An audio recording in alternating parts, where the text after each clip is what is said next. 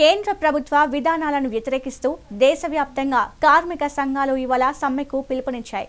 Banking, బీమా, mining, నిర్మాణ, రవాణా రంగాల్లో పనిచేస్తున్నటువంటి కార్మికులు సమ్మెలో పాల్గొంటున్నారు. 4 లేబర్ కోడ్లను అమలు చేయడం ద్వారా కార్మిక వర్గాన్ని ప్రభుత్వాలకు, యాజమాన్యాలకు బానిసలుగా మార్చే ప్రయత్నం చేస్తోందని ఆరోపించారు. ఖమ్మం బస్ డిపో ముందు కార్మికులు నిరసన చేపట్టారు. ఇక దీనిపై మరింత సమాచారం మా ఖమ్మం ప్రతినిధి దేవేందర్ అందిస్తారు. కార్మికుల పట్ల వ్యవహరిస్తున్న వ్యతిరేక విధానాలకు నిరసిస్తూ ఈరోజు కార్మిక సంఘాలు దేశవ్యాప్త బంద్కు పిలుపునిచ్చాయి. ఇందులో భాగంగా ఖమ్మం జిల్లాలో ఉదయాన్నే ఖమ్మం బస్ డిపో ముందు కూడా కార్మికులు ధర్నా నిర్వహిస్తున్నారు. పూర్తిగా ఇందులో 10 కార్మిక సంఘాలు దాదాపు దేశవ్యాప్తంగా 25 కోట్ల మంది కార్మికులు ఈ సమ్మెలో పాల్గొంటున్నారని చెప్పేసి, సార్వత్రిక సమ్మెలో పాల్గొంటున్నారని చెప్పేసి అంటున్నారు. సో ప్రస్తుతం మనం ఖమ్మం డిపో వద్ద ఉన్నాము. సో మన దగ్గర ఏఐటీసీ ప్రధాన కార్యదర్శి సింగి నరసింహరావు గారు మనకు అందుబాటులో ఉన్నారు. ఒకసారిగా వారితో మాట్లాడి మరిన్ని విషయాలు తెలుసుకుందాం. సార్ చెప్పండి, ఇప్పటికే కేంద్ర ప్రభుత్వం కార్మికుల పట్ల ఎంతో మొండి వైఖరిని వ్యవహరిస్తుంది, లేబర్ కోడ్లను కూడా క్యాన్సిల్ చేస్తుందని చెప్పేసి అంటున్నారు. సో ఈరోజు సార్వత్రిక సమ్మెలో భాగంగా ఎటువంటి కార్యక్రమాలు చేస్తున్నారు, మీ కార్యాచరణ ఏ విధంగా ఉంది?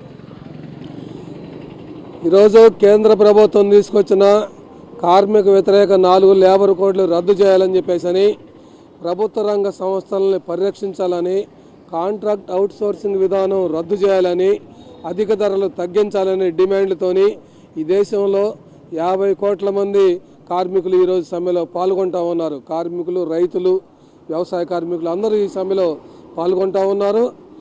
కేంద్ర ప్రభుత్వం వెంటనే ఈ కార్మిక వ్యతిరేక బిల్లులను కోడ్లు రద్దు చేయాలని మేము డిమాండ్ చేస్తూ ఉన్నాం. కార్మిక వర్గం 100 సంవత్సరాలకు పైగా పోరాడి సాధించుకున్న సమ్మె హక్కు, సంఘ హక్కు, వేతనాల హక్కు, బోనస్ హక్కు, ప్రావిడెంట్ ఫండ్ హక్కు, గ్రాట్యుటీ ఇట్లాంటి చట్టాలు మొత్తం నరేంద్ర మోడీ రద్దు చేసి కార్మికుల్ని, పెట్టుబడిదారులకి కట్టు బానిసలుగా చేసే దుర్మార్గమైనటువంటి ఈ కోడ్స్ తెచ్చాడు. దీన్ని వెంటనే రద్దు చేయాలని కోరుతా ఉన్నాం. అంతేకాదు బ్యాంకులు, ఇన్సూరెన్సు, సింగరేణి గనులు, దేశవ్యాప్తంగా ఉన్నటువంటి ప్రభుత్వ రంగ పరిశ్రమల సంస్థలన్నింటినీ కూడా ప్రైవేటు పెట్టుబడిదారులకి పప్పు బెల్లల్లాగా కారు చౌకగా అమ్మేస్తూ ఉన్నాడు. వాటన్నిటిని కూడా పరిరక్షించాలని, అది దేశ ఐక్యతకి, దేశ సమగ్రతకి నష్టం కలిగిస్తూ ఉండి ప్రభుత్వ రంగాన్ని నాశనం చేయడం ద్వారా. అంతేకాదు ఈ దేశంలో సామాజిక న్యాయాన్ని మీద కూడా ఈరోజు నరేంద్ర మోడీ ప్రభుత్వం దాడి చేస్తూ ఉంది, సామాజిక న్యాయాన్ని అణగదొక్కుతూ ఉంది. కనుక మేము ఒకటే డిమాండ్ చేస్తున్నాం, వెంటనే లేబర్ కోడ్స్ రద్దు చేయాలి, రైతు నల్ల చట్టాలు రద్దు చేయాలి, ఉపాధి హామీ కార్మికులకి 2 లక్షల కోట్ల రూపాయలు సంవత్సరానికి నిధులు కేటాయించి రోజుకు 600 రూపాయలు వేతనం, 200 పని దినాలు కల్పించి చేయాలని డిమాండ్ చేస్తున్నాం. ఈ చర్యలు కనుక ప్రభుత్వం మానుకోకపోతే, మేము అడిగే డిమాండ్లు పరిష్కరించకపోతే రానున్న కాలంలో నరేంద్ర మోడీని గద్దె దించేంత వరకు ఈ దేశంలో కార్మిక వర్గం, రైతాంగం విశ్రమించరు, పోరాటాలు మరింత ఉధృతం చేస్తామని చెప్పేసి తెలియజేస్తున్నాం. ఈరోజు కూడా దేశవ్యాప్తంగా అన్ని పట్టణాల్లో, మండలాల్లో ప్రదర్శనలు జరుగుతూ ఉన్నాయి. ఈరోజు సమ్మె కేంద్ర ప్రభుత్వానికి కనువిప్పు కావాలని చెప్పేసి ఈ సందర్భంగా మేము హెచ్చరిక చేస్తూ ఉన్నాం. సో మరో కార్మికుడు మనకు అందుబాటులో ఉన్నారు, వాళ్ళతో కూడా మాట్లాడారు. సో బ్రదర్ చెప్పండి, దాదాపు మీరు గతంలో కూడా 2020, 2022, 2024 సంవత్సరం కూడా 1-2 రోజులు కూడా దేశవ్యాప్త సమ్మెకు పిలుపునిచ్చారు. సో పూర్తిగా ఇన్నిసార్లు దేశవ్యాప్త సమ్మెకు పిలుపునిచ్చినా కానీ కేంద్ర ప్రభుత్వం తన మొండి వైఖరిని ఎందుకు మానుకోవట్లేదు? దీని మీద మీరు ఏం స్పందిస్తారు? ఇప్పటి వరకు దేశవ్యాప్తంగా 21 సమ్మెలు జరిగినాయి.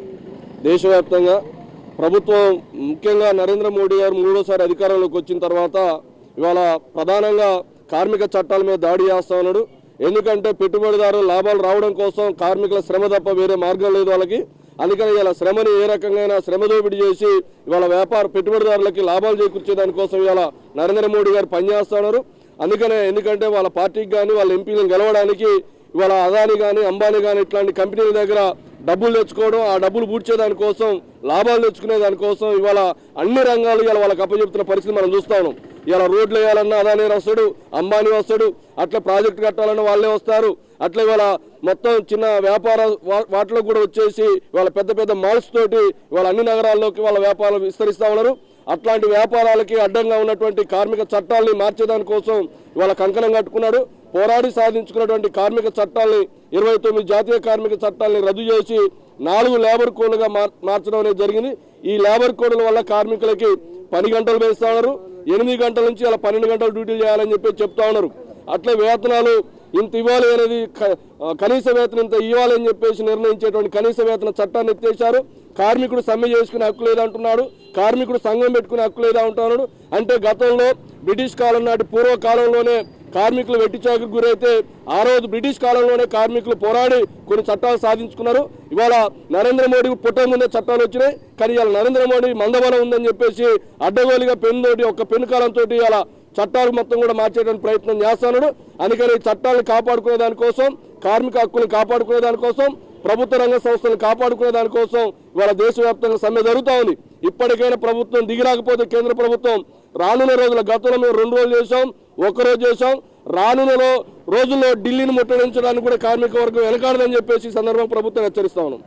చూశారు కదా, పూర్తిగా నరేంద్ర మోడీ ప్రభుత్వం కార్మిక వ్యతిరేక చట్టాలను వెంటనే రద్దు చేసుకోవాలి, కార్మికులకు పూర్తి స్వేచ్ఛను కల్పించాలి, వాళ్ళ పని దినాల్ని తగ్గించాలి, వాళ్ళని ఆర్థికంగా ఆదుకోవాలి, లేకపోతే ఇట్లాంటి సమ్మెలను కూడా దేశవ్యాప్తంగా ఉధృతరం చేస్తామని చెప్పేసి కూడా కార్మిక సంఘాలు చెప్తున్న పరిస్థితి కనబడుతుంది. సో ఏదేమైనా ఇప్పటికే కార్మికుల శ్రమ దోపిడీకి గురవుతున్నారు, ఆర్థికంగా కార్మికులు శ్రమ దోపిడీకి గురవుతున్నారు. ఇదంతా కూడా కార్పొరేట్ శక్తులకు కట్టబెట్టే క్రమంలో ఈ కార్మికుల చట్టాలను కూడా పూర్తిగా హరిస్తున్నారని చెప్పేసి కార్మిక సంఘాలు ప్రధానంగా డిమాండ్ చేస్తున్న పరిస్థితి కనబడుతుంది. సో కేంద్ర ప్రభుత్వం ఎక్కడైనా తన మొండి వైఖరిని విడనాడి కార్మికుల సంక్షేమం కోసం పాటుపడాలని చెప్పేసి కూడా ఇక్కడ చెప్తున్న పరిస్థితి కనబడుతుంది. సో ఇది ఇక్కడ నుంచి తాజా పరిస్థితి. కెమెరా పర్సన్ హరిప్రసాద్తో reporter Devender, mega 9 TV, Khammam నుంచి.